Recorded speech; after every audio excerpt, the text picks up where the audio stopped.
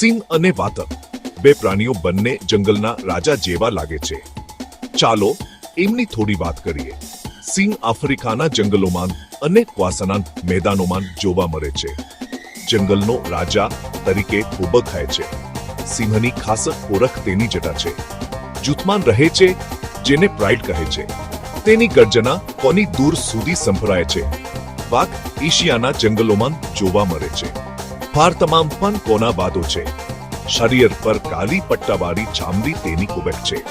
એકલવાયું રહે છે, જૂથમાં નહીં. ઉત્તમ શિકારી છે અને પાણીમાં તરવાનું પણ ગમે છે. દુનિયાનો સૌથી મોટો બિલાડી કુળનો પ્રાણી.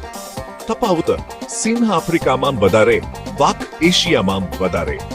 સિંહ જૂથમાં રહે છે, વાઘ એકલો.